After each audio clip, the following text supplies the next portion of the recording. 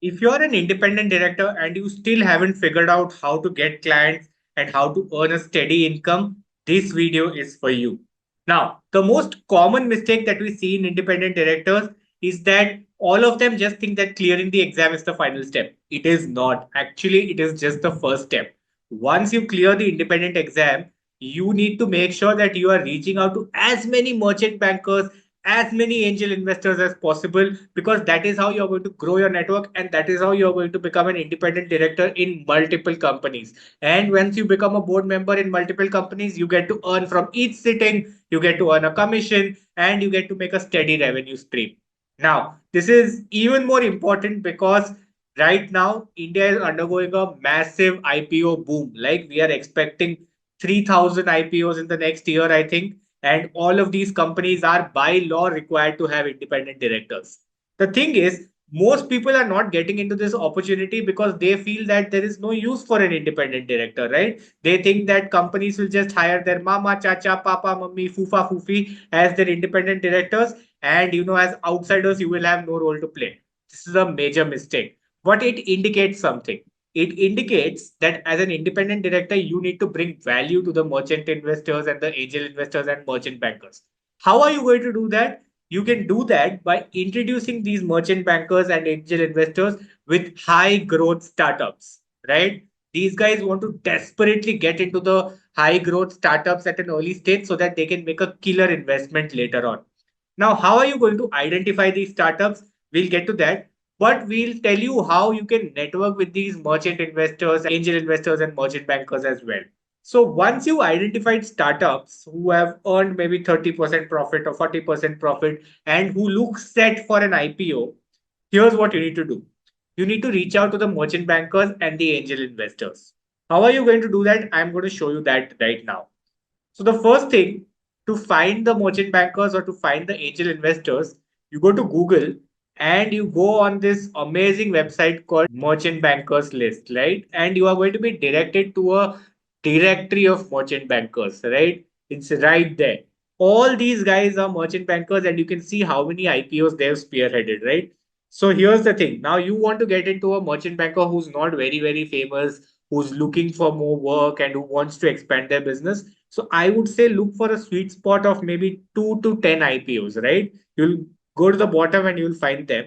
So here are some startup, some merchant bankers who've done maybe eight. There's one who's done seven, and ITI Capital, Srujan Alpha Capital. Select anyone you can pick. So maybe I'm going to go for Srujan Alpha Capital Advisors, right? They've done seven IPOs. Now you are directed to their website where you can see what is the details of the IPOs that they've headed, right? You can see Shri Ahimsa Naturals. It was listed on what date. Here's the number of subscribed. What was the issue price?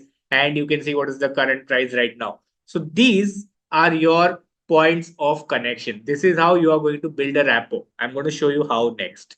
So once you find the merchant banker that you are interested in, what you need to do is copy paste their name. So you can do that from here.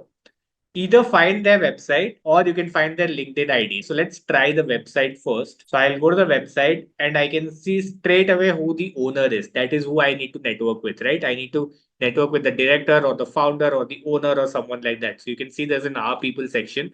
That's probably where you'll find him. Right there. Govind Sabu, founding partner, Jinesh Doshi, founding partner. And lucky for you, they've listed their LinkedIn ID right here. So click on the LinkedIn and you will be directed to his personal page. If you don't find the personal page, here's what you need to do. So you say that you've not found the name of the owner. So here's what you need to do. You need to go to LinkedIn and you need to search for the company on LinkedIn. I'll just give you an example. Once you're here, go on the search engine and type the name of the company. You'll find the name of the company and you will find the owners from there. This is just an example. So here on the people section, click on it and you can see Jinesh Toshi. We saw him on the website and we also saw the other person, right? Govind Sabu right here. This is how you find the people who are responsible. Now, what are you going to reach out to them? So you send a message to them. So in this case, you can't message him directly. So here's what I will do. I'll send him a connection request, right? And in the connection request, I'll click on add a note. And now is the most important part. Now you have to send him a message, which is going to be your first impression, right? So here's what you need to say. You need to say, hi, Govind. Congratulations on the listing of Shri Ahimsa Naturals Limited. What a great job you did. Now, I know a startup, I know a early stage SME, which is on a high trajectory growth and which you can connect with and in which you can invest in.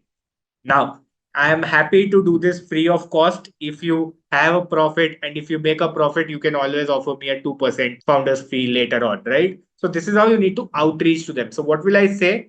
I'll go to Govind and I'll say, hey, congratulations on getting Shri Ahimsa Naturals Limited listed. I know another SME which you can invest in. I'd be happy to introduce you. This is essentially the crux of the message that you have to talk about. Now, I can always help you draft a much better outreach message in our free 9-hour training session, which we are going to conduct. We'll provide you more personalized training for that as well in that boot camp. So make sure that you attend it if you're interested. But by and large, you have to introduce them to the opportunity and tell them, hey, I can get you connected with that startup. And if they like it, they'll talk to you. And if you reach out to maybe 30 of these merchant bankers in a month, you'll easily maybe network with at least 6 or 7 of them. And that is going to be a good start. So, say you've done this for an Indian company. Now you want to invest and you want to talk to an angel investor in the United States. How are you going to do that? So let me help you out with that. So you go to this website called Mercury. The specific name is Mercury Raise. You type Mercury Raise here, and it is an investor connect, and it is going to have details about all the people in the United States who are like angel investors and merchant investors and whatever, right? So once you scroll down, you're going to find something called as an investor directory or investor database. So click on that. Once you've reached investor database, this is a list of investors that you need to target. Once you see them, you will find they will also tell you about what areas they generally invest in. They'll tell you what is the size of investment that they usually make, and they talk about what stages of investment they usually reach at. Now, I would suggest strongly that if you have a startup and you know its area, you can click on the filter section here and you can click on the type of industry, right? So maybe you want to invest in a startup which is in deep tech. So you can just click on that and it will tell you the angel investors who are great for investing in deep tech. How easy is that? Now, your work doesn't stop here. You have to look for investors who are ideally not very high in size, right? If you're going to look for an investor who's $1 million or $5 million raising investment, he might have a lot of compliances and he might not really trust you if you're a new independent director, right? So I would suggest that you look for sizes in the range of say 50,000 to maybe a million. So you can do that filter here as well. You can go to the check sizes and you can type from 1 to maybe say 50,000, right? And once you enter that figure, it's going to show you the investors, right? So you have now 15 angel investors ready to invest in deep tech startups, right? So I can click on anyone. I can maybe go for Ivan Kurgin. How's that? I can click on him and I can find him in the LinkedIn portfolio. I'll see if his LinkedIn is here. We'll see if we can see on the Investor Connect. It's not here. So I'll try and find him on LinkedIn. The best thing is these guys are always available on LinkedIn and they always check their LinkedIn profile, right? They might not check their email as much. They might not check their WhatsApp as much, but they'll always check their LinkedIn. So there it is. I found him. Even Kurgan, I think it's the same guy. I'll just compare the face. Looks like the same guy, I guess. I think I'll just see if he's an angel investor as well, investing in seed startups, right? You can see him. Now, you don't have the data of the IPOs that he has done, but the good outreach message has to be interactive and it has to talk about what he has done. So you can find that out on LinkedIn. So you can either talk about, hey, congratulations on getting featured into Dive into VC, or you can interact with any of his posts, right? You can take any of these posts as a reference and you can send him a message regarding that. So I'll just type in an outreach message to him saying, hi, Ivan. Congratulations on talking with Y Combinator. It was a really great insight, and I really liked how you talked about them.